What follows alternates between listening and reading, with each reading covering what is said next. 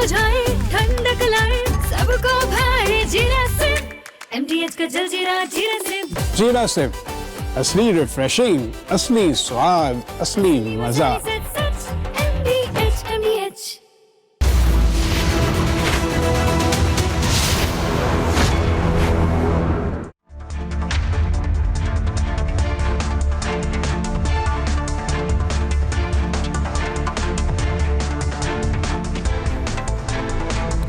नमस्कार, बहुत स्वागत है आपका। आप देख रहे हैं देश का नंबर 1 न्यूज शो, ये भारत की बात है, और मैं हूं आपके साथ मृदुल शर्मा।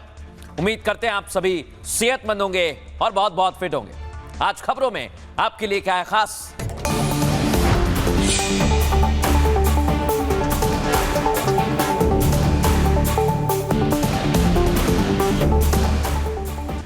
दर्शकों, ये युद्ध आगे बढ़ता जा रहा है और अब युद्ध में एक बार फिर परमाणु खतरा आ गया है। दर्शकों, यह खतरा क्यों आया है आपको बताता हूं।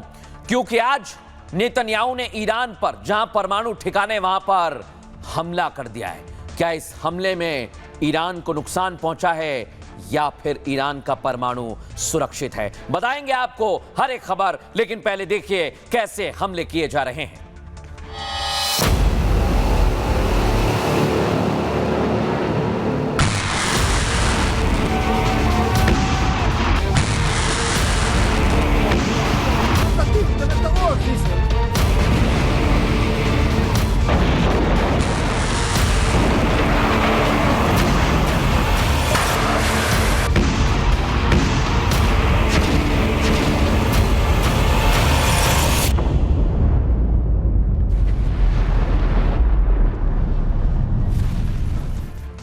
अब दर्शकों, आपको बताता हूं मैं, जैसे जैसे हमले बढ़ रहे हैं वैसे वैसे परमाणु खतरा मंडरा रहा है। ये आप देखिए, ये ईरान के न्यूक्लियर साइट से जो मैं आपको दिखा रहा हूं, यहां पर आप देखिए, और यहीं पर इजराइल ने हमला किया। हमला कैसे किया ये आप देखिए। इसीलिए आशंका है क्या ईरान को बहुत नुकसान हुआ है। फुल फ्रेम दिखाइए इधर, कैसे हमला किया गया।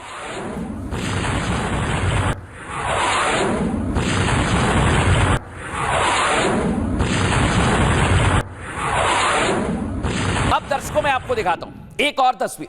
न्यूक्लियर साइट पर अटैक किया गया है, लेकिन जो हैवी वाटर प्लांट है वहां पर भी अटैक किया है। और ये हमले बता रहे हैं कि युद्ध में अब आर पार की लड़ाई में, चाहे इजराइल हो या फिर ईरान।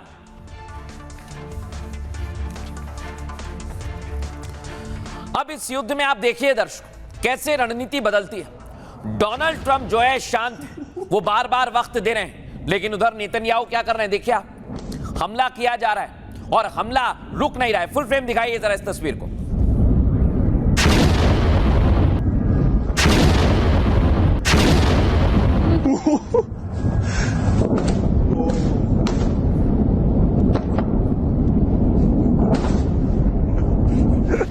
अब देखिए, एक रणनीति है नेतन्याहू की कि वो ईरान को संभलने नहीं देंगे। कभी न्यूक्लियर साइट के पास हमला, कभी रिहायशी इलाके में हमला, यानी तेहरान की मुश्किल लगातार बढ़ती जा रही है।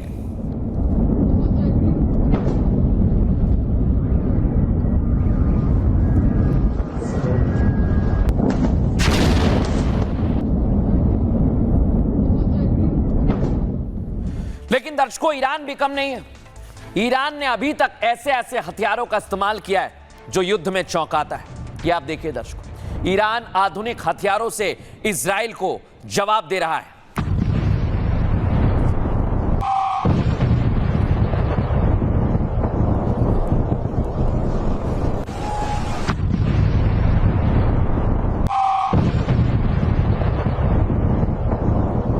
अब दर्शकों, मैं आपको दिखाता हूं, ये आप देखिए, पूरा युद्ध चरम पर पहुंच गया है। दुनिया परेशान है।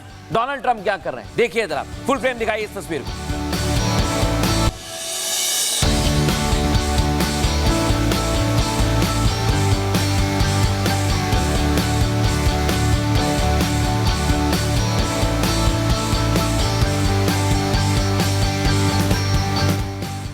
लेकिन दर्शकों, डोनाल्ड ट्रंप डांस कर रहे हैं, डोनाल्ड ट्रंप नाच रहे हैं।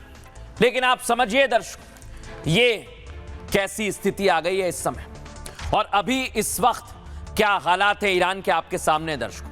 ये आप देख रहे हैं, यह हमला इजराइल की तरफ से किया है। तेल डिपो के बाद ईरान के एटमी साइट पर हमले शुरू हो गए और इजराइल की तरफ से 2 अहम परमाणु साइट पर हमला किया गया है दर्शकों। पहले नंबर पर अराक में शहीद खुंडाब हैवी वाटर कॉम्प्लेक्स और ईरान की साइट पर प्लूटोनियम उत्पादन से जुड़ा हुआ माना जाता है। तो वहीं यज्द प्रांत पर परमाणु साइट पर भी हमला किया गया और यूरेनियम और कच्चे मटेरियल प्रोडक्शन की यहां पर फैसिलिटी है। आपको बताएं, इसके अलावा ईरान के 3 और परमाणु साइट्स पर हमला किया गया है, निशाने पर है। फोर्दो जहां पर पहले हमला हुआ था और अब दावा यह किया जाता है कि बंकर के अंदर परमाणु को तैयार किया जाता है, कुछ इसी तरह से दर्शकों। इजराइल के फोर्डो प्लांट, जहां से इजराइल की दूरी करीब 1500 किलोमीटर है, यह ईरान का फोर्डो प्लांट जहां इजराइल ने 1500 किलोमीटर दूर हमला किया, सोचिए आप जरा। और इसके अलावा स्पान न्यूक्लियर सेंटर पर भी टारगेट किया गया है। स्पान न्यूक्लियर साइट इजराइल से 1600 किलोमीटर दूर है और ईरान का अगला न्यूक्लियर साइट है बुशर, जो इजराइल से करीब 1700 किलोमीटर दूर है।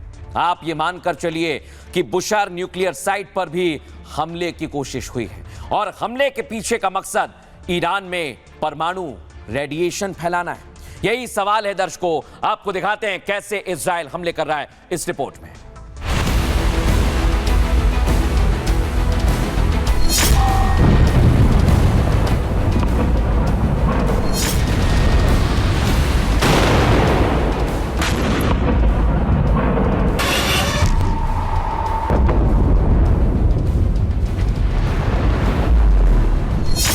दुनिया को विश्व युद्ध की आग में झोंकने वाले ट्रंप डांस कर रहे हैं,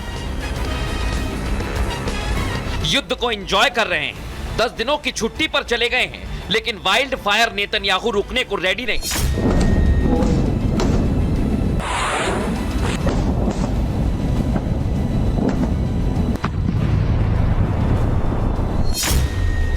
ईरान के तेल डिपो को खाक में मिलाने के बाद इजराइल का अगला टारगेट ईरान की न्यूक्लियर साइट है।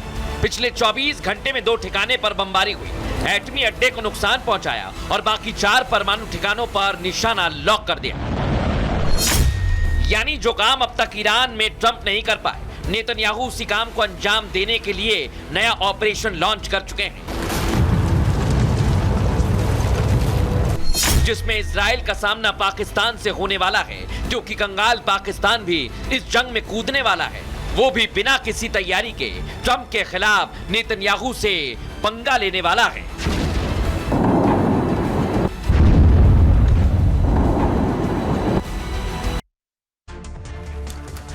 देखा दर्शकों आपने, ये युद्ध अब परमाणु की तरफ बढ़ रहा है और इस युद्ध में दर्शकों कंगाल पाकिस्तान की भी एंट्री हो गई और ये पाकिस्तान क्या कह रहा है कि हम भी परमाणु दाग सकते हैं। लेकिन इधर आप देखिए, ईरान की तरफ से भीषण हमला किया गया, यानी ईरान भी इजराइल को हमला करने के लिए उकसा रहा है। फुल फ्रेम दिखाइए इधर इस तस्वीर को।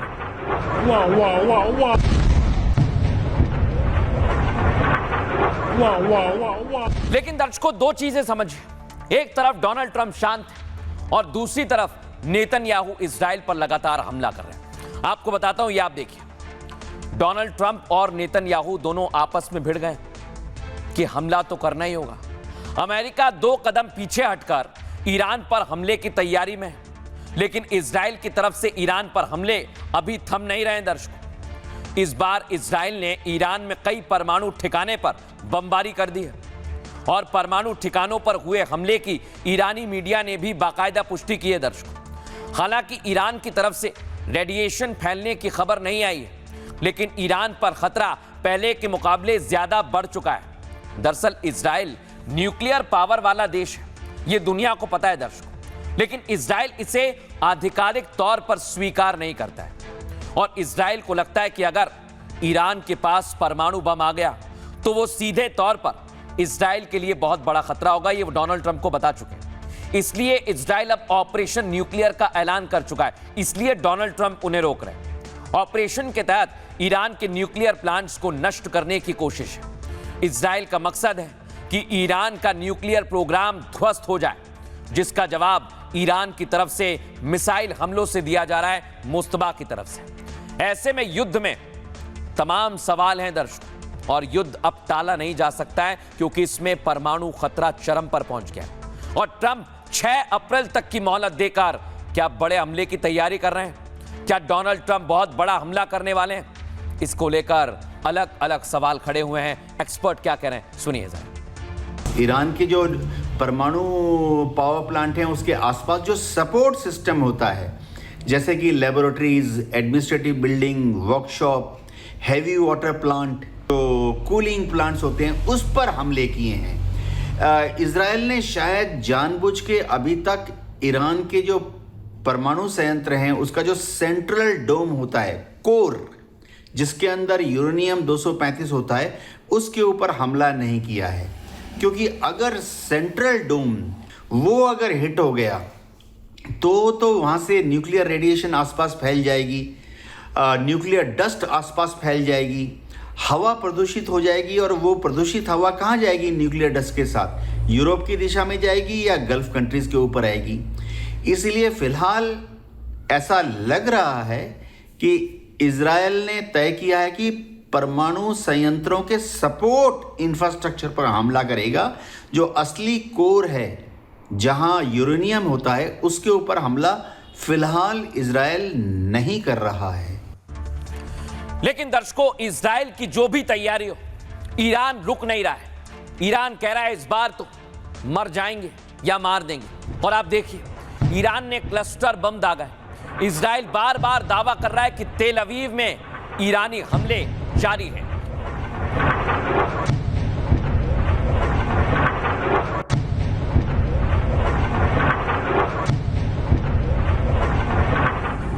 ये देखिए दर्शकों, ये कार के डैश कैम में रिकॉर्ड हुआ है हमला। देखिए, तेल अवीव में हुआ है हमला। फुल फ्रेम दिखाइए कैसे हमला एकाएक बम फटता है आके।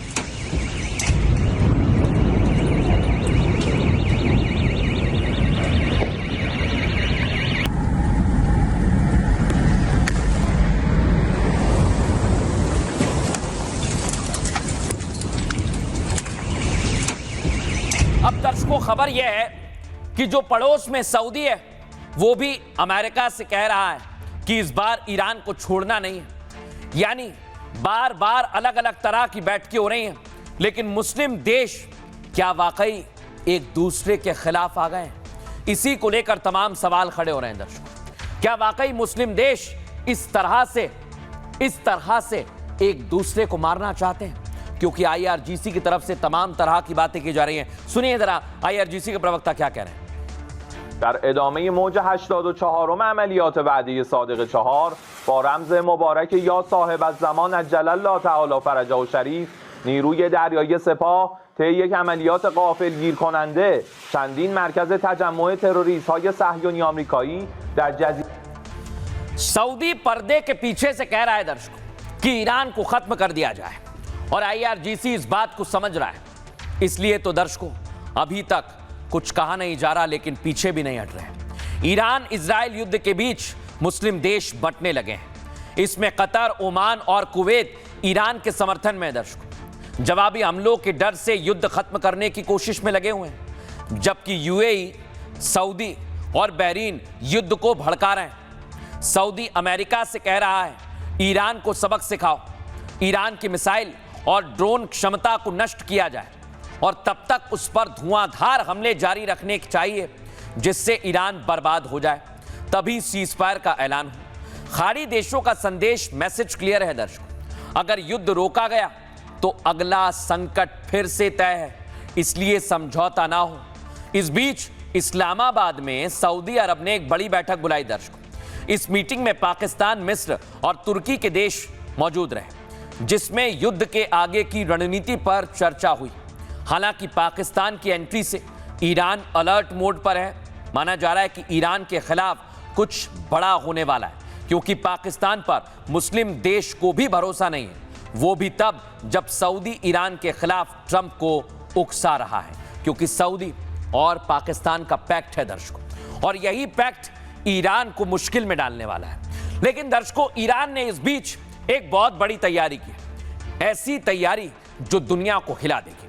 आपको बताता हूं क्या है तैयारी, मैप से समझिए। ये आप देखिए, ये ईरान है और ये तमाम वो प्लांट हैं जहां पर एक हमला हुआ और उद्योग पर सीधा असर पड़ेगा। पहले स्टील प्लांट पर हमला कर सकता है यहूदा, इजराइल पर ईरान। इसके बाद नंबर आता है कुवैत का दर्शकों। यहां पर स्टील प्लांट पर हमला किया जा सकता है यूनाइटेड। और इधर है बहरीन फौरत, ये फैसिलिटी है जो ईरान से बेहद करीब है, उसकी रेंज में यहां पर हमला किया जा सकता है। कतर स्टील प्लांट पर हमला किया जा सकता है। और यूएई में एमिरेट्स स्टील प्लांट है, यहां पर भी हमला हो सकता है। और आखिर में सबसे बड़ा दुश्मन है सऊदी, जो चाहता है कि ईरान के खिलाफ युद्ध हो, उस पर भी ईरान अटैक कर सकता है। यानी ईरान की यह कोशिश है दर्शकों कि बाकी देशों पर भी ऐसे अटैक किए जाएं, उन्हें आर्थिक नुकसान हो। एक्सपर्ट क्या कह रहे हैं, सुनिए जरा। मुस्लिम बनाम मुस्लिम धर्म युद्ध नहीं है, यह पूरी तरह जियोपॉलिटिक्स और क्षेत्रीय नेतृत्व का युद्ध है। यह पावर ऑफ बैलेंस की लड़ाई है। सऊदी अरब की चिंता है कि ईरान का प्रभाव कम हो और उसका क्षेत्रीय नेतृत्व में कमी हो। वो अमेरिका पे प्रेशर डाल रहा है और सहयोग कर रहा है कि ईरान को कंटेन किया जाए। इस्लामाबाद की जो बैठक है वो युद्ध की तैयारी नहीं है। अगर वो युद्ध की तैयारी होती तो वो सैन्य गठबंधन होना था, बल्कि ये युद्ध को रोकने और नियंत्रण करने की तैयारी है। और ताकत का संतुलन यानी कि क्षेत्रीय प्रभाव का भी ये मेन विशेष मुद्दा है। दर्शकों, इससे समझिए जरा, ईरान इतनी बड़ी तैयारी क्यों कर रहा है? क्योंकि उसके पास अब धीरे से सपोर्ट आ गया है। किसका सपोर्ट? हूती और हिजबुल्लाह का। इधर लेबनान में हिजबुल्लाह के ठिकानों पर इजराइल ने स्ट्राइक की तो जवाब भी करारा दिया गया है।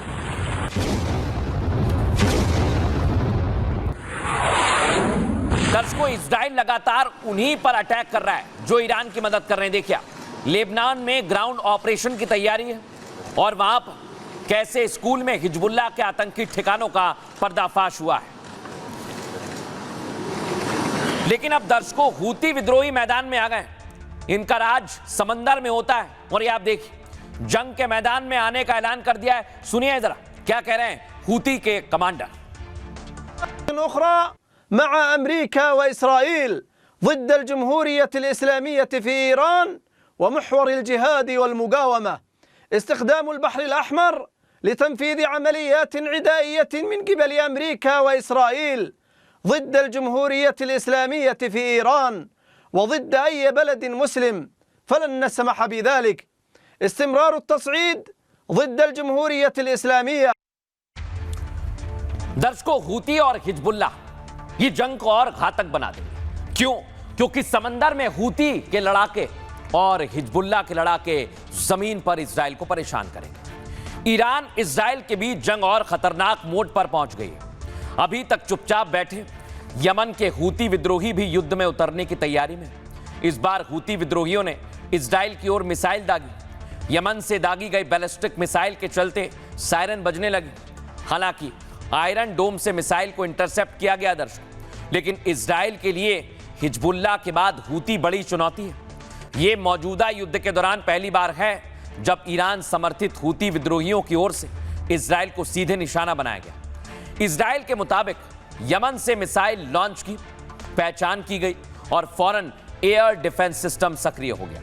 इस बीच हूती के सैन्य प्रवक्ता ने हमले की जिम्मेदारी भी ली है, साथ ही इजराइल को अंजाम भुगतने की चेतावनी भी दी गई है। दरअसल ईरान समर्थित हूती संगठन हमले के इंतजार में था। जब इजराइल की तरफ से हिजबुल्लाह पर हमले तेज हुए, फिर हूती विद्रोही एक्शन में आ गए और हमला करने लगे। साथ ही यह भी कहा कि उनकी उंगली ट्रिगर पर है, अगर जरूरत पड़ी तो वो इजराइल के खिलाफ सैन्य कार्रवाई भी करेंगे। लेकिन दर्शकों, अगर हूती विद्रोही मैदान में आते हैं तो ये जंग और ज्यादा बढ़ेगी। सुनिए एक्सपर्ट क्या कह रहे हैं। ईरान के लोग IRGC की सपोर्ट में खुल्लम खुल्ला आ गए हैं, प्रदर्शन कर रहे हैं।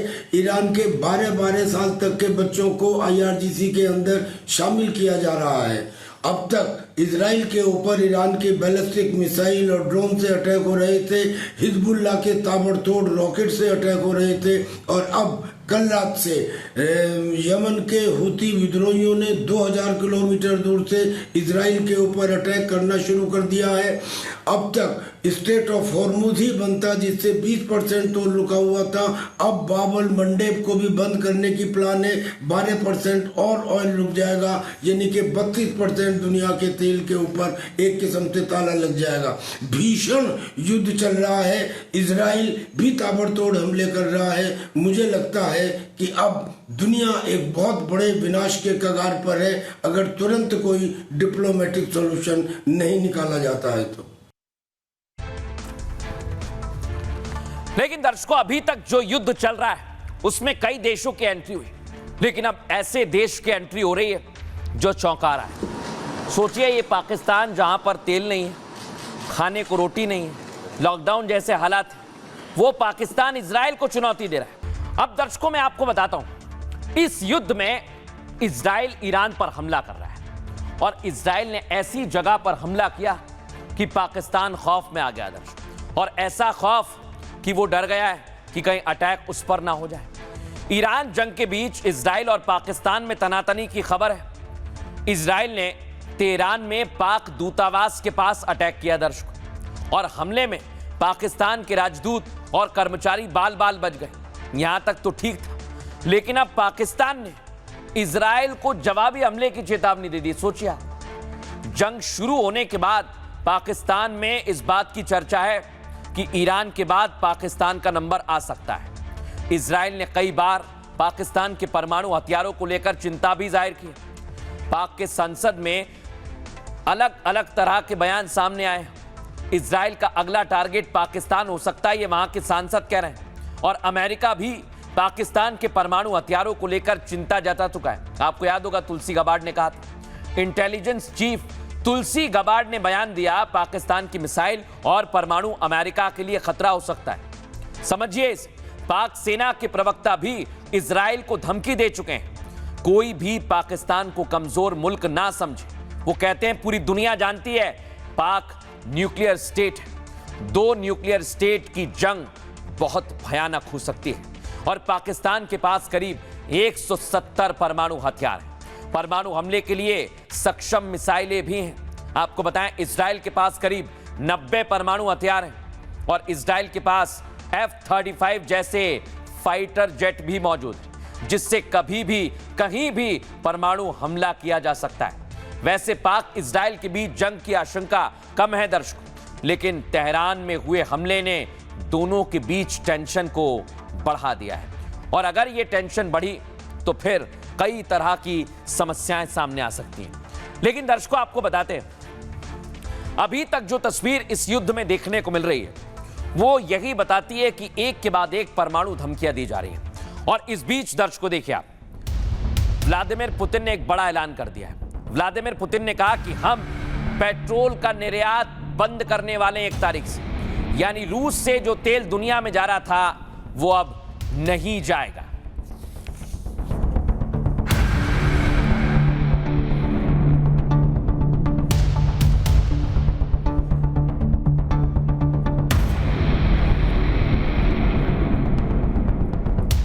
दर्शकों, पुतिन ने फैसला क्यों लिया है? क्योंकि यूक्रेन रूस की रिफाइनरीज पर अटैक कर रहा है। ये ड्रोन से हमला किया है, फुल फ्रेम दिखाइए।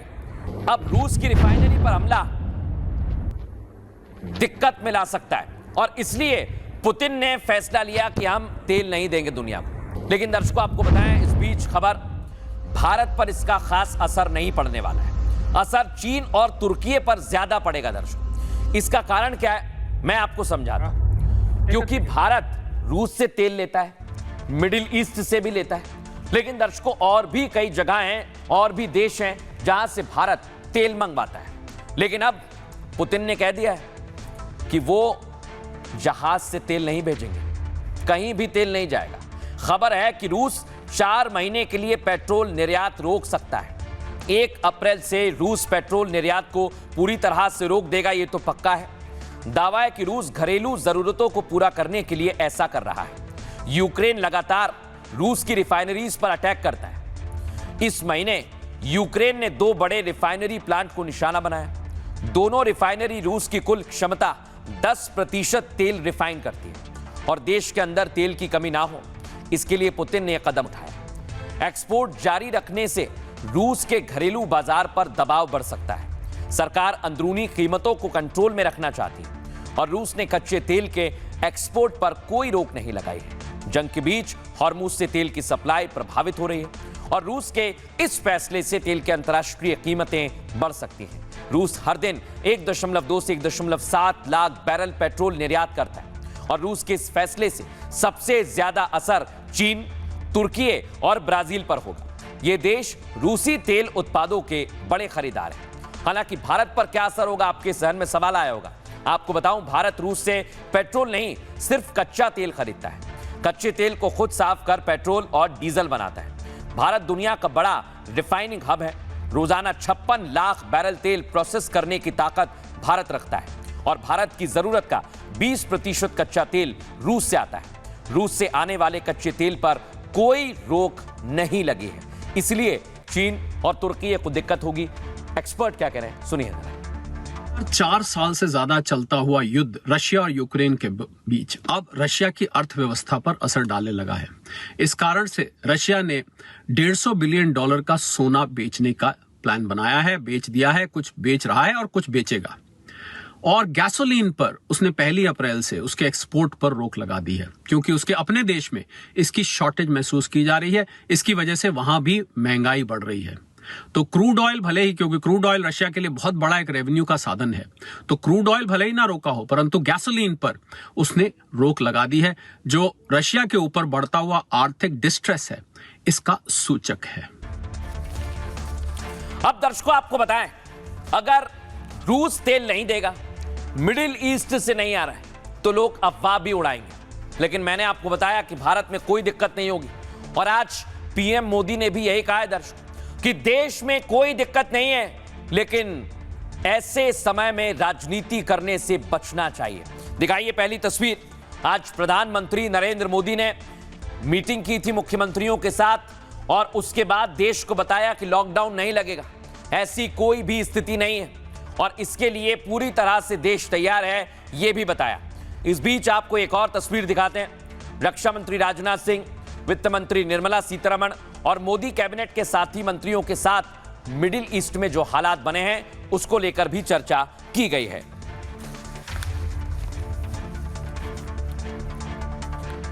लेकिन दर्शकों, आज कांग्रेस पार्टी, टीएमसी और समाजवादी पार्टी जो विपक्ष में है, वो लगातार लॉकडाउन को लेकर सवाल पूछ रही है। बता रही है कि लॉकडाउन लगा सकती है सरकार। इसको लेकर ममता बनर्जी, संजय राउत जैसे नेताओं ने बयान भी दिया है, मूव कीजिए। लेकिन सबसे बड़ी बात यह कि अभी इस समय जो स्थितियां देश में हैं, उसे लेकर पीएम मोदी ने अलर्ट किया है। दिखाते हैं।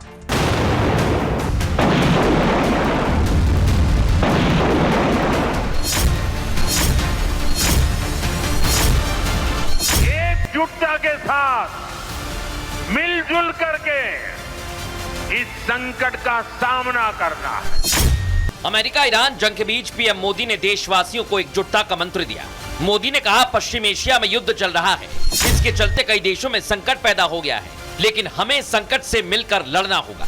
धैर्य के साथ, एकजुटता के साथ मिलजुल करके इस संकट का सामना करना है। जंग के बीच तेल गैस को लेकर जारी अफवाह के चलते पेट्रोल पंप पर लंबी लंबी लाइनें लग रही हैं। सरकार लगातार कह रही है तेल का स्टॉक पूरा है, 41 देशों से खरीद जारी है। पीएम मोदी ने आज फिर विपक्ष को नकारात्मक बातों से बचने की नसीहत दी।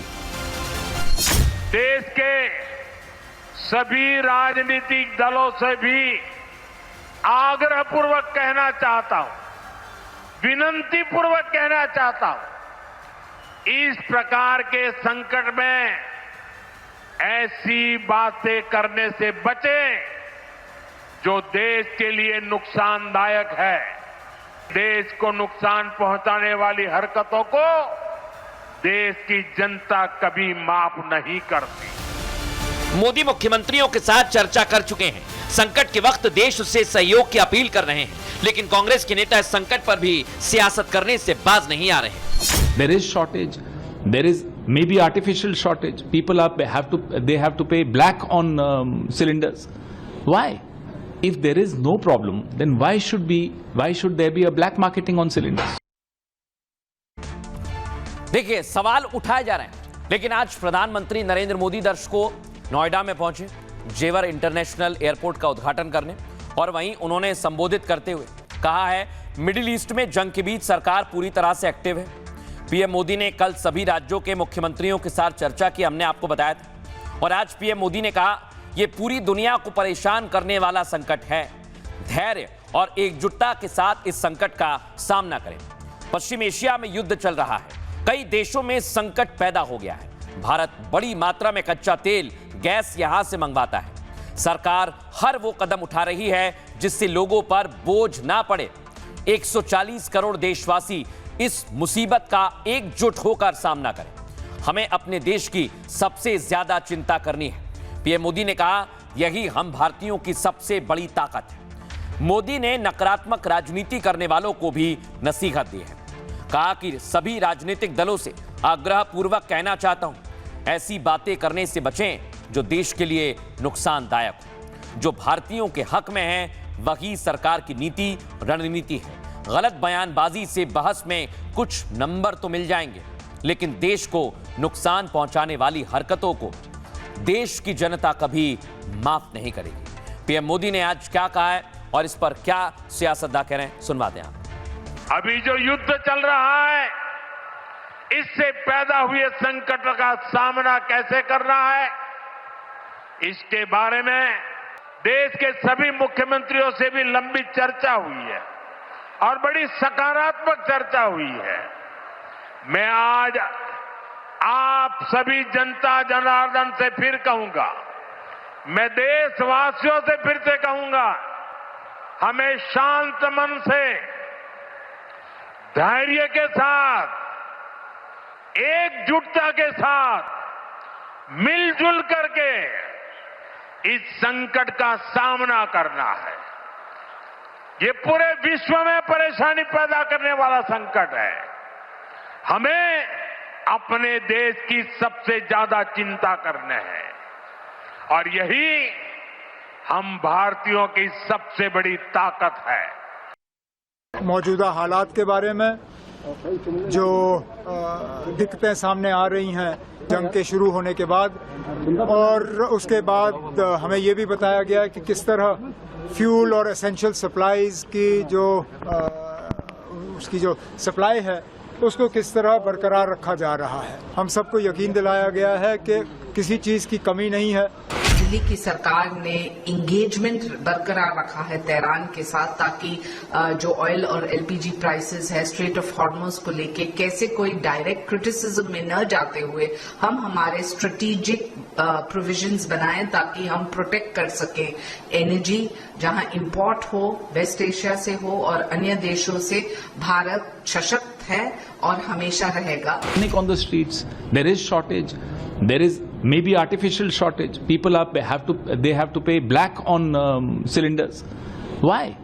If there is no problem, then why should there be a black marketing on cylinders? लेकिन दर्शकों समझिए, पीएम मोदी ने कहा कि आपको एकजुट होना हो। ऐसा क्यों पीएम कह रहे हैं? क्योंकि तस्वीरें बहुत कुछ कहती हैं। देखिए, लोग मान नहीं रहे, समझाने के बावजूद लोग भीड़ लगा रहे हैं। इकट्ठा पेट्रोल स्टॉक किया जा रहा है। देखिए जरा, सुनिए।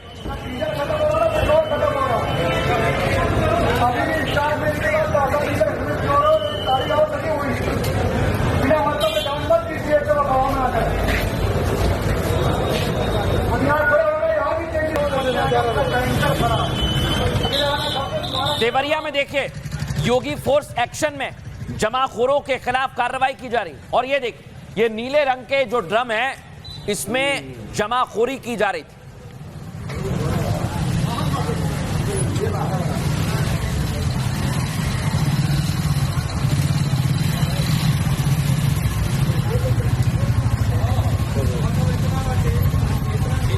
सोचिए दर्शकों, इतना पेट्रोल डीजल क्या किया जाएगा इसका? किसी के पास कोई जवाब नहीं है। और आपको बताएं दर्शकों, योगी ने आदेश दे दिया है, काला बाजारी करने वालों पर सख्त एक्शन लिया जाएगा। और देखिए, ये जितने भी लोग खड़े हैं जो काला बाजारी करना चाहते हैं, उन पर एक्शन जल्द ही होने वाला है।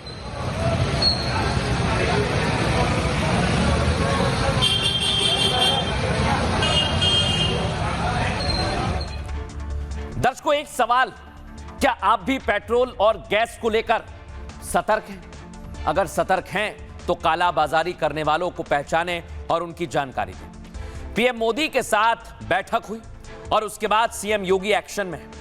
यूपी में अफवाह फैलाने वालों के खिलाफ कार्रवाई शुरू हो गई, देखिए आप। साथ ही पेट्रोल पंप पर पुलिस फोर्स की तैनाती बढ़ा दी गई है। आपको बताएं, इसके अलावा जमाखोरों के खिलाफ एक्शन के आदेश भी दे दिए गए हैं। दरअसल पीएम मोदी के साथ मीटिंग में तेल संकट पर चर्चा हुई।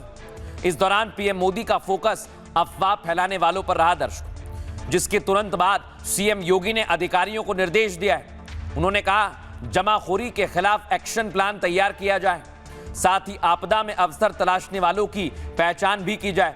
सीएम योगी ने कहा, पूरी दुनिया में पेट्रोलियम के दाम बढ़े, लेकिन भारत में पेट्रोलियम के दाम स्थिर हैं, ये बड़ी बात है।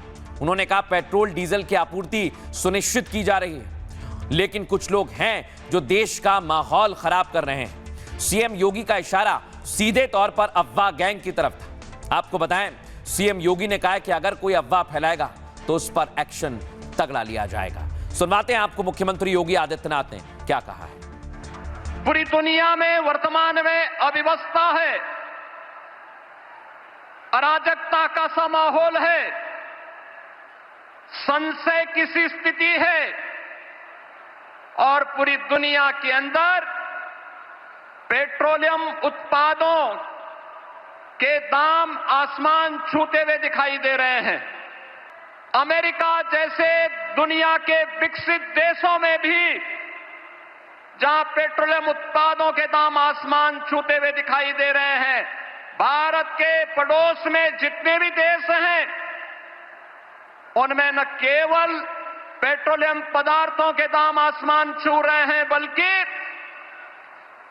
उसका अत्यंत अभाव है। लेकिन आदरणीय प्रधानमंत्री जी के नेतृत्व में जो कार्य योजना नए भारत की बनी है, आज वह हम सबको देखने को मिल रहा है। भारत के अंदर पेट्रोलियम उत्पादों का दाम नियंत्रित है। अब दर्शकों, मैं आपको बताता हूं, लोग इस तरह की अफवाह फैलाते हैं कि आप पूछिए ना, कभी कह देंगे पेट्रोल खत्म हो रहा है। कोविड में याद है, नमक के लिए ऐसे ही कर रहे थे, लोग नमक ले गए घर पे। लेकिन मैं आपको बता रहा हूं, चिंता की कोई बात नहीं है। ये देखिए आप, एक और जहाज आ गया है। ये 47,000 मीट्रिक टन एलपीजी लेकर आया है और ये जहाज भारत पहुंच चुका है। इस जहाज का नाम है जगवसंत। दर्शकों, देखिए इसे आप।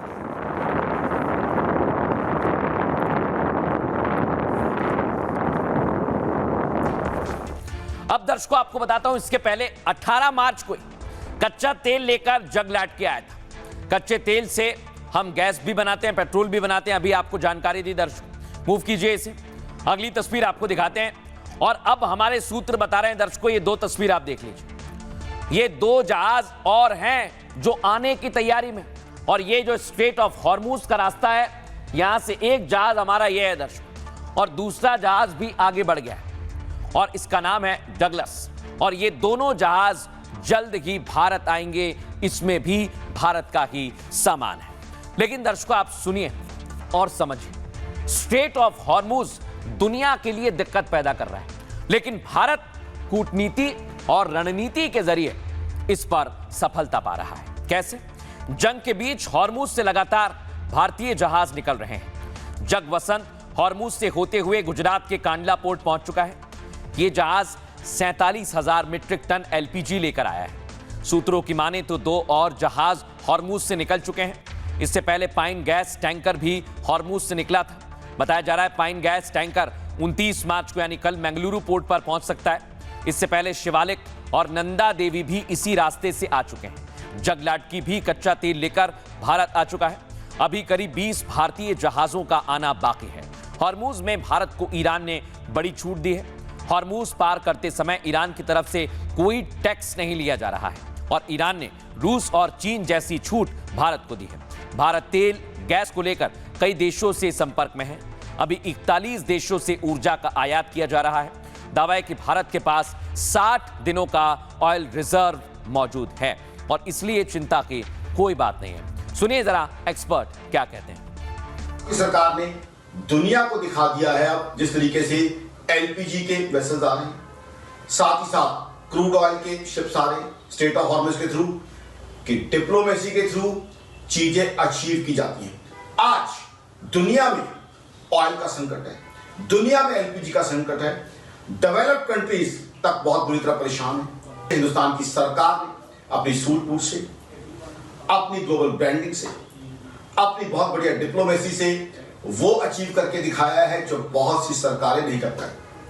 आज ये बहुत बढ़िया जवाब है उन लोगों के लिए जो कहते थे कि हमें ये स्टैंड लेना चाहिए था, हिंदुस्तान को ये स्टैंड लेना चाहिए था, भारत को ये स्टैंड लेना चाहिए था। जनाब, भारत ने अपना स्टैंड क्लियर कर दिया है कि वो भारत के आम आदमी को उसकी महंगाई नहीं बढ़ने देगी, भारत के आम आदमी के लिए गैस और तेल की कमी नहीं आने देगी।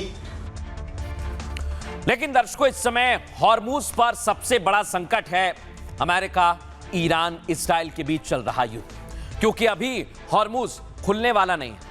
और आपको दिखाएं, हॉर्मुज को लेकर अब डोनाल्ड ट्रंप फंस गए, उलझ गए दर्शकों। वो इसे स्ट्रेट ऑफ ट्रंप कहने लगे। हालांकि ये ट्रंप की रणनीति है या फिर कोई चाल, इसे समझना होगा। दिखाइए जरा अगली तस्वीर। अभी हजारों जहाज फंसे हुए हैं, वहीं ईरान पर इजराइल अटैक कर रहा है और लगातार ये अटैक किए जा रहे हैं। एक तरफ हॉर्मुज है और दूसरी तरफ ये अटैक है। लेकिन आपको बताएं दर्शक, इस समय डोनाल्ड ट्रंप हॉर्मुज पर फंस गए क्योंकि उनके युद्धपोत भी पूरी तरह से कामयाब नहीं हो पाए। जंग के बीच स्ट्रेट ऑफ हॉर्मुज पर पूरी तरह से ईरान का कब्जा है दर्शकों। ट्रंप को यह बात लगातार परेशान करती है। दावा है कि हॉर्मुज पर कब्जा करने के लिए ट्रंप सैनिकों को उतार सकते हैं। ट्रंप ने शुक्रवार को स्ट्रेट ऑफ हॉर्मुज को स्ट्रेट ऑफ ट्रंप बता दिया। यह बयान देने के बाद ट्रंप अफसोस भी जताने लगे। हालांकि ट्रंप के इस बयान से साफ है कि हॉर्मुज उन्हें कितना परेशान करता है। इस बीच न्यूयॉर्क पोस्ट में अपनी रिपोर्ट में दावा किया गया है ट्रंप हॉर्मुज स्ट्रेट का नियंत्रण अपने हाथ में लेकर उसका नाम बदल सकते हैं, या तो खुद के नाम पर या स्टेट ऑफ अमेरिका कर सकते हैं। ट्रंप अपनी जिद के लिए कुछ भी करने को तैयार है। पिछले साल उन्होंने कुछ ऐसा ही किया था, जिसके बाद हॉर्मुज में नाम बदलने पर चर्चा शुरू हो गई। ट्रंप ने गल्फ ऑफ मैक्सिको का नाम बदल दिया था, बाद में इसे गल्फ ऑफ अमेरिका कर दिया गया। ट्रंप हॉर्मुज का नाम आसानी से नहीं बदल सकते क्योंकि स्ट्रेट ऑफ हॉर्मुज एक अंतर्राष्ट्रीय जलमार्ग है।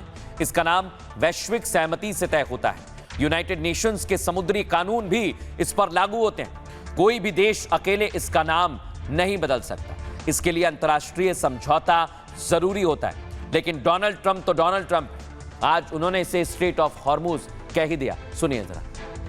Now and be great if we could do something, but they have to open it up. They have to open up the Strait of Trump. I mean, Hormuz. Excuse me for this. I'm so sorry. Such a terrible mistake. The fake news will say he accidentally said, no, there's no accidents with me, not too many. हमारे सामने आने वाली सबसे बड़ी चुनौतियों में से एक है कि ईरान हॉर्मुज जलडमरू मध्य में टोलिंग सिस्टम लगाने का फैसला कर सकता है।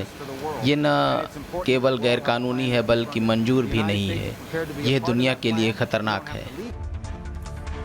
दर्शकों, डोनाल्ड ट्रंप की तैयारी है और वो तैयारी दिखने लगी है। दर्शकों, मेरे पास खबर आ रही है, हमारी टीम ने बताया है कि एक और यूएसएस युद्धपोत त्रिपोली पहुंच गया।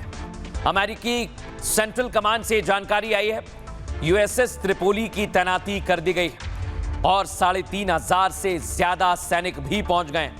ये तस्वीर आपको दिखा रहे हैं अलग अलग जगह से।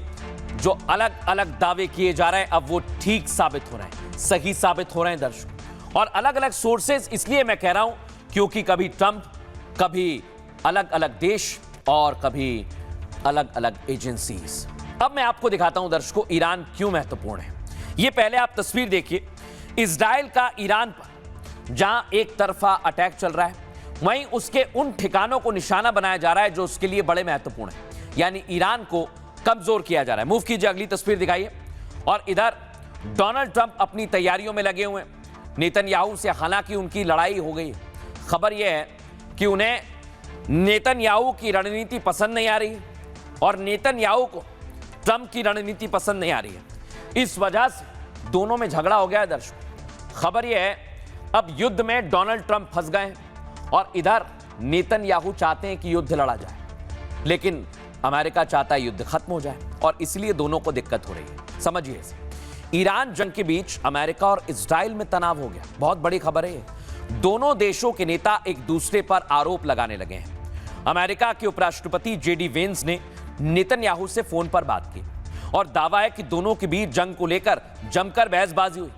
वेंस ने नेतन्याहू को जंग के लिए जिम्मेदार तक बता दिया। आपको बताएं, कहा नेतन्याहू ने ही ट्रंप को बहला फुसलाकर जंग में घसीटा है। जेडी वेंस ने नेतन्याहू की रणनीति पर भी सवाल उठाए। वेंस बोले, जंग से पहले भी एक भी भविष्यवाणी सही साबित नहीं हुई। नेतन्याहू ने दावा किया था कि खामनेई खत्म होते ही ईरान में बगावत होगी, जिसके बाद अमेरिका इजराइल वहां अपनी पसंद की सरकार बनवा सकते हैं। लेकिन हमले के बाद ईरान में कट्टरपंथियों की पकड़ और ज्यादा मजबूत हुई है। व्हाइट हाउस के सूत्रों की माने तो नेतन्याहू ने ट्रंप को आसान जीत का भरोसा दिलाया था। दावा यह भी किया गया कि जेडी वेंस शुरू से ही इस युद्ध के खिलाफ थे। जंग लंबी खींचने से अमेरिका पर आर्थिक दबाव बढ़ गया है और अमेरिका इजराइल के रिश्तों में तनाव और ज्यादा गहरा गया है।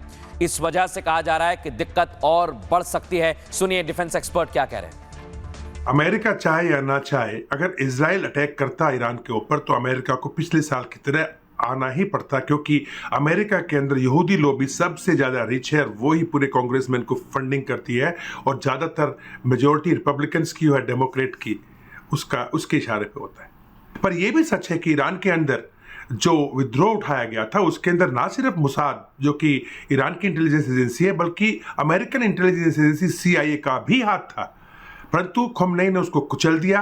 अब जब युद्ध फैल चुका है लेबनान से लेकर के पूरे खाड़ी क्षेत्र के बीच में, और अमेरिका को जो प्रेशर आ रहा है पूरी दुनिया से, तेल के कारण, गैस के कारण, इकोनॉमी डाउन होने के कारण, और पॉलिटिकली भी अपने देश में भी अमेरिका के अंदर जो प्रेशर बन रहा है इलेक्शन जो नवंबर में आने उसके कारण, जेडी वेंस ने ये जो कहा है स्टेटमेंट कि नेतन्याहू ने हमें झूठ बोला और हमें कोई युद्ध में घुसेड़ा, नैतिकता से देखा जाए तो गलत है। इस स्टेटमेंट को ये होना नहीं चाहिए।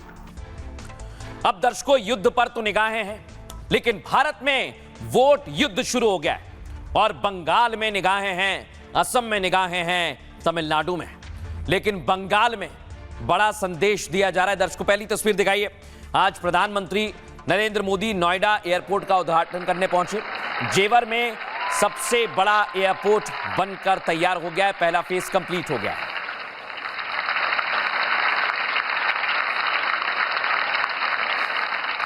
और जैसे ही पीएम मोदी वहां पहुंचे, मोदी मोदी के नारे लगे। सुनवाइए जरा, फुल फ्रेम दिखाइए।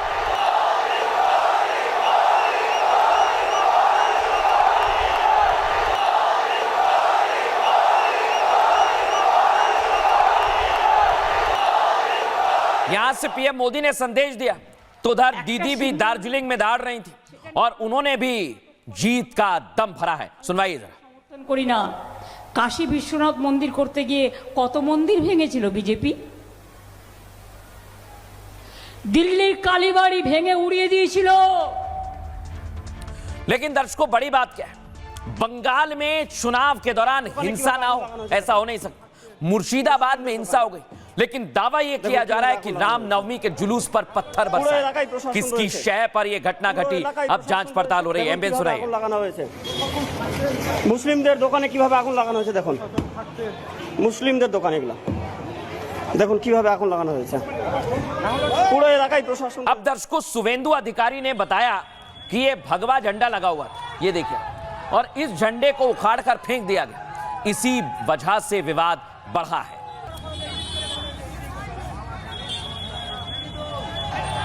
अब सवाल ये कि जब विवाद बढ़ा तो वहां पर फ्लैग मार्च किया जा रहा है और कानून अपना काम कर रहा है, प्रशासनिक अधिकारी तैयार हैं दर्शक। लेकिन सवाल ये कि जब चुनाव आ रहे हैं तो ये भगवा झंडे के साथ कौन गलत काम कर रहा है, कौन है इसके पीछे, क्या इसका चुनाव में फायदा उठाने की कोशिश है? रिपोर्ट दिखाते हैं।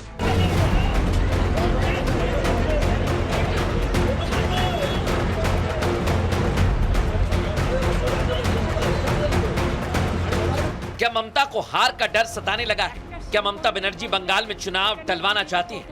बंगाल की एक सभा में ममता के बयानों ने कई सवाल खड़े कर दिए हैं, जिसमें ममता बनर्जी बंगाल की महिलाओं को सुरक्षा बलों पर हमले के लिए उकसा रही हैं। दिल्ली कालीबाड़ी भेंगे उड़िए दिएछिलो। तो सवाल ये कि ऐसी नौबत आखिर क्यों आई? क्या ममता हिंसा के सहारे चुनाव जीतना चाहती हैं? ये सवाल इसलिए अहम है क्योंकि मुर्शिदाबाद में हिंसा पर उन्होंने चुप्पी साध रखी है, जहां रामनवमी के दिन हिंदुओं के धार्मिक जुलूस पर पत्थरबाजी हुई, आगजनी हुई और कई लोग घायल हो गए। 15 सालों में भय, भ्रष्टाचार और भेदभाव की राजनीति चल रही है। तो बंगाल का ये चुनाव बंगाल के लिए तो महत्वपूर्ण है ही है। पूरे देश की सुरक्षा बंगाल के चुनाव के साथ एक प्रकार से जुड़ी है। लेकिन दर्शकों, आप सोचिए जरा, जो बंगाल में किया जा रहा है वो क्या कोई बहुत बड़ी साजिश है? क्योंकि रामनवमी के जुलूस पर पत्थरबाजी कई सवाल खड़े करती है। बंगाल में हिंसा लगातार जारी है। बंगाल में रामनवमी पर कई जगह हिंसा हुई। मुर्शिदाबाद में रामनवमी के जुलूस पर पत्थर फेंके गए। मुर्शिदाबाद के रघुनाथगंज में आगजनी की घटना भी हुई। इस दौरान दुकानों में तोड़फोड़, लूटपाट और मारपीट भी की गई। मुर्शिदाबाद में हुई इस हिंसा में कई लोगों के घायल होने की खबर है। विवाद की शुरुआत रघुनाथगंज, आपको बता दें, फुलता ट्रैफिक मोड़ पर हुई, जहां कुछ लोगों ने हिंदुओं की पहचान केसरिया झंडे को फेंक दिया। खबर है कि एक समुदाय ने जहां आप चढ़ते हैं और होर्डिंग पर चढ़कर झंडे को फेंक देते हैं। इससे रामनवमी जुलूस में शामिल लोग भड़क गए और हालात बेकाबू हो गए। इसके बाद कई दूसरे इलाकों से भी कुछ गुट सामने आए और एक दूसरे पर हमला करने लगे।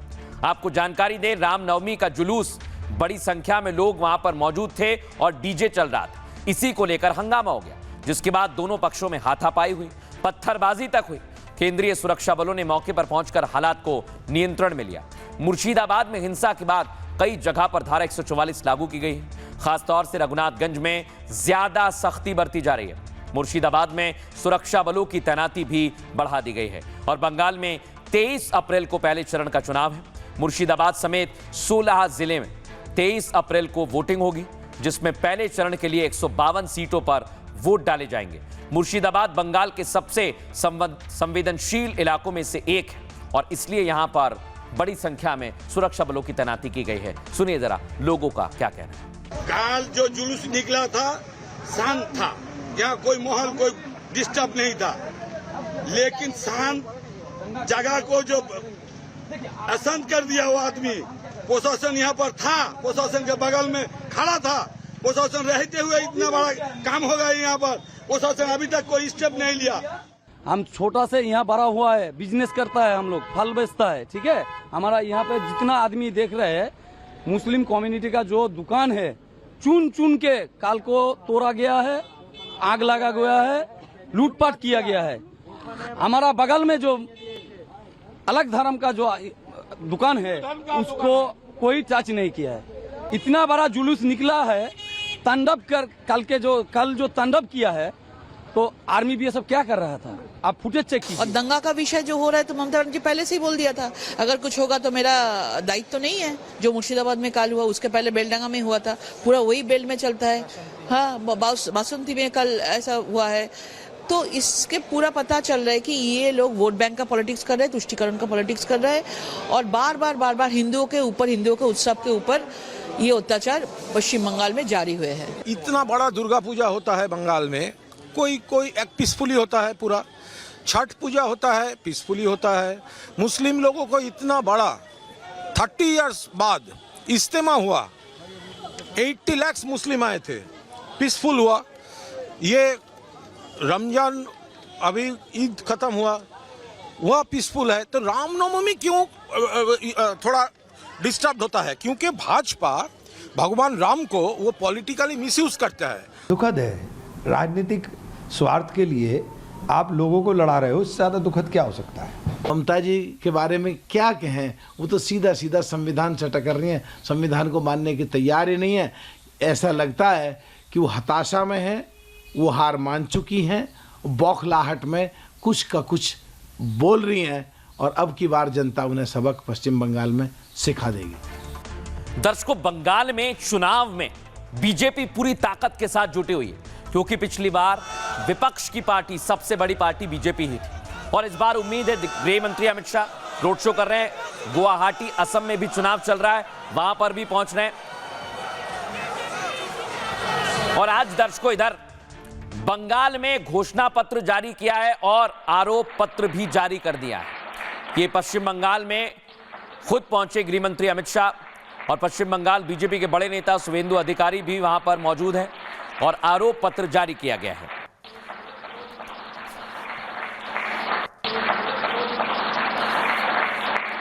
लेकिन दर्शकों आज बड़ी बात, गृह मंत्री अमित शाह ने ममता बनर्जी पर निशाना साधा। ममता बनर्जी पिछले चुनाव में घायल हो गई थी और इसका उन्हें फायदा मिला था। हालांकि उन पर कई गंभीर आरोप भी लगे थे। मूव कीजिए इसे।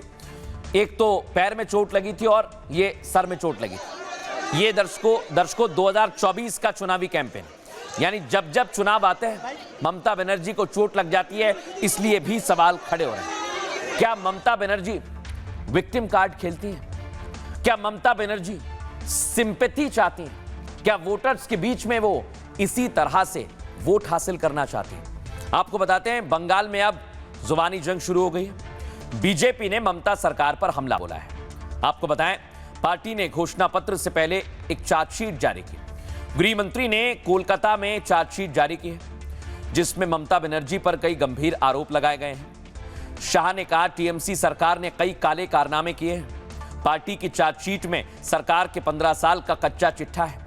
राज्य में अराजकता, बदहाली और अर्थव्यवस्था चौपट हो चुकी है। पश्चिम बंगाल सरकार की वजह से देश की सुरक्षा भी खतरे में है। असम में बीजेपी सरकार आने के बाद घुसपैठिए कम हुए हैं। पश्चिम बंगाल से भी अब घुसपैठियों की सप्लाई हो रही है। पश्चिम बंगाल अब भ्रष्टाचार की प्रयोगशाला बन चुका है।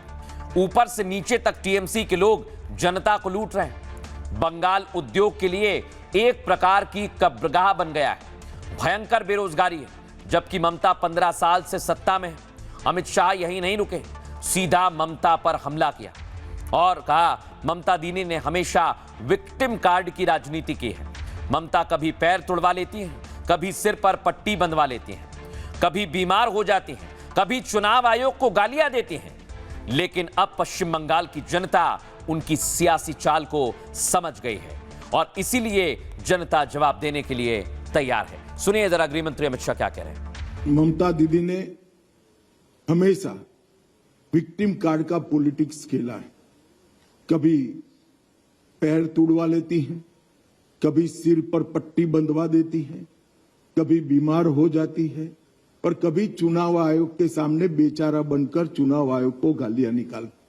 मगर ममता दीदी, मैं आपको बताने आया हूं कि आपकी ये राजनीति को, विक्टिम कार्ड की पॉलिटिक्स को बंगाल की जनता अब बहुत अच्छे तरीके से समझ गई। विगत 15 सालों में भय, भ्रष्टाचार और भेदभाव की राजनीति चल रही है। झूठ, डर और हिंसा का सहारा लेकर अपनी राजनीति को आगे बढ़ाने का नया राजनीतिक थ्योरी ममता बनर्जी ने प्रस्तुत किया है।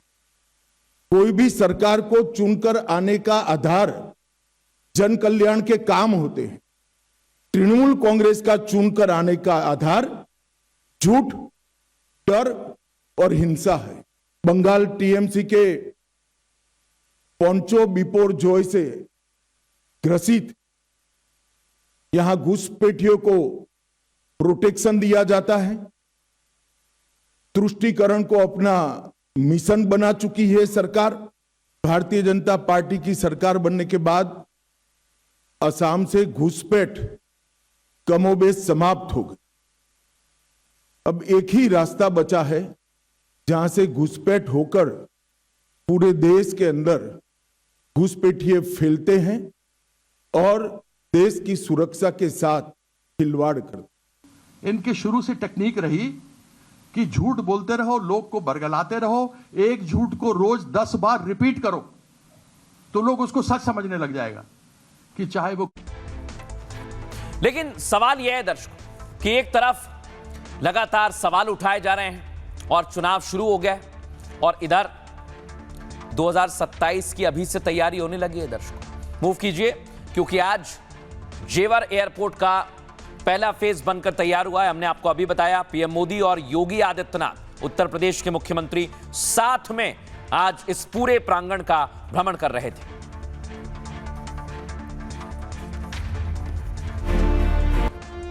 अब दर्शकों आपको बताएं, सबसे बड़ा एयरपोर्ट और इसमें अभी पहला फेज है, 4 फेज तैयार होने हैं। ये सबसे बड़ा एयरपोर्ट आधुनिकता से लैस है दर्शकों, उसकी तस्वीर आपके सामने है।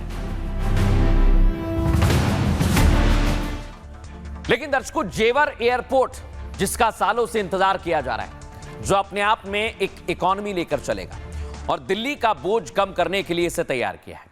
पीएम मोदी ने आज यूपी के जेवर में नोएडा इंटरनेशनल एयरपोर्ट का उद्घाटन किया। आज नोएडा एयरपोर्ट का पहला फेज जिसका उद्घाटन किया, उसकी तस्वीर आप देख रहे हैं।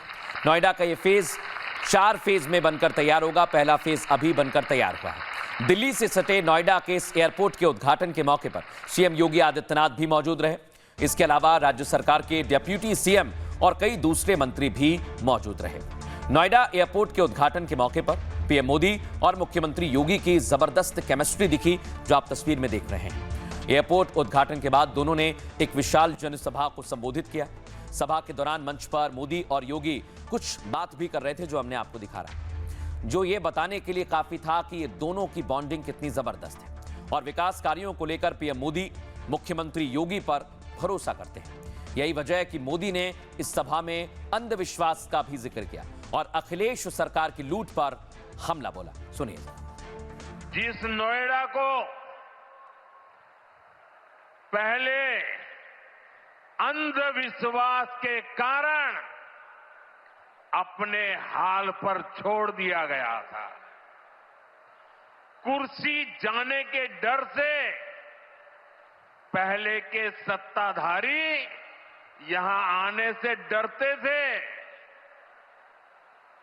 मुझे याद है यहां की सपा सरकार थी और मैंने नोएडा आने का कार्यक्रम बनाया, तो मुख्यमंत्री इतने डरे हुए थे कि वो उस कार्यक्रम में नहीं आए और मुझे भी डराने की लोगों ने कोशिश की कि नोएडा मत जाओ मोदी जी, अभी अभी प्रधानमंत्री बने हो। मैंने कहा इस धरती का आशीर्वाद लेने जा रहा हूं जो मुझे लंबे अरसे तक सेवा करने का मौका देगा। पहले सपा वालों ने नोएडा को अपनी लूट का एटीएम बना लिया था, लेकिन आज भाजपा सरकार में वही नोएडा यूपी के विकास का सशक्त इंजन बन रहा है। अब दर्शकों आपको बताएं, पड़ोसी देश नेपाल में सत्ता बदल गई और वहां पर जेनजी सरकार आ गई। बालेंद्र शाह प्रधानमंत्री बन गए, उन्होंने शपथ ली है और आज एक्शन में आ गए। दिखाइए पहली तस्वीर, ये देखिए। उन्होंने कहा है कि हम भारत के साथ काम करना चाहते हैं। बालेंद्र शाह 35 वर्ष की आयु में रैपर भी रहे, अब प्रधानमंत्री बन गए। उन्होंने कहा है कि हम भारत सरकार के साथ मिलकर काम करने के लिए उत्सुक हैं। अगली तस्वीर दिखाइए, ये देखिए आप। बालेंद्र शाह ने प्रधानमंत्री पद की शपथ ली है, सुशीला कार्की इनके नेतृत्व में चुनाव हुआ और अब बालेंद्र शाह प्रधानमंत्री बन गए। बालेंद्र शाह नेपाल को सार्वभौम सत्ता र राजकीय सत्ता, नेपाल को सार्वभौम सत्ता र राजकीय सत्ता। अब दर्शकों आपको बताते हैं एक्शन क्या हुआ। 28 मार्च को ही पूर्व प्रधानमंत्री नेपाल के गिरफ्तार कर लिए गए। पहले ही अटैक हुआ था, आपको याद होगा सत्ता परिवर्तन के दौरान कितना हमला किया, लेकिन जैसे ही नई सरकार बनी केपी शर्मा ओली के बुरे दिन शुरू हो गए। अब आपको बताते हैं नेपाल में पूर्व गृह मंत्री भी अरेस्ट कर लिए गए, देख रहे हैं आप, इन पर भी शिकंजा कसा गया है और ये भी गिरफ्तार कर लिए गए।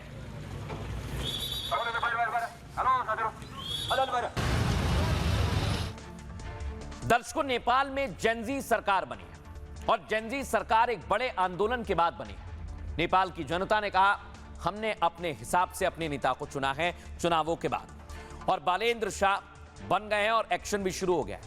नेपाल को नई सरकार मिल गई है। दर्शकों, बालेंद्र शाह नेपाल के प्रधानमंत्री बन गए। देखिए आप, पीएम बनते ही बालेंद्र शाह एक्शन में आ गए।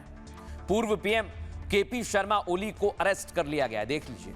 पूर्व गृह मंत्री रमेश लेखक को भी पुलिस ने गिरफ्तार कर लिया है। दोनों की गिरफ्तारी 2025 में हुए जेनजी प्रोटेस्ट मामले में हुई है। बालेन शाह के प्रधानमंत्री बनने के अगले ही दिन यह कार्रवाई की गई है। पुलिस ने ओली को भक्तपुर के गुंडू स्थित उनके घर से गिरफ्तार किया है, जबकि रमेश लेखक को काठमांडू के पास सूर्य विनायक से अरेस्ट किया गया है।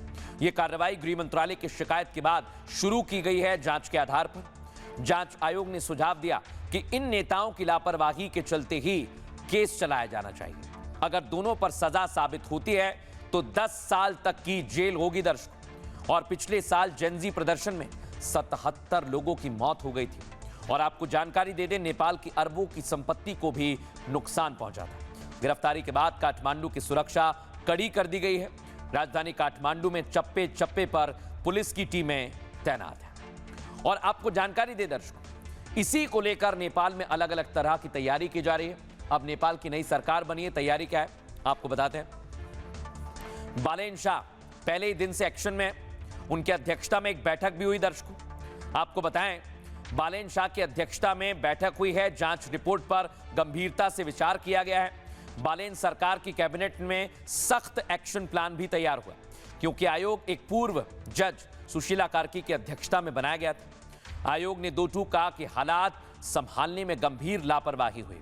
अधिकारियों ने पहले ही चेतावनी मिलने के बावजूद सही कदम नहीं उठाए, जिससे हालात बिगड़ गए और कई लोगों की जान चली गई।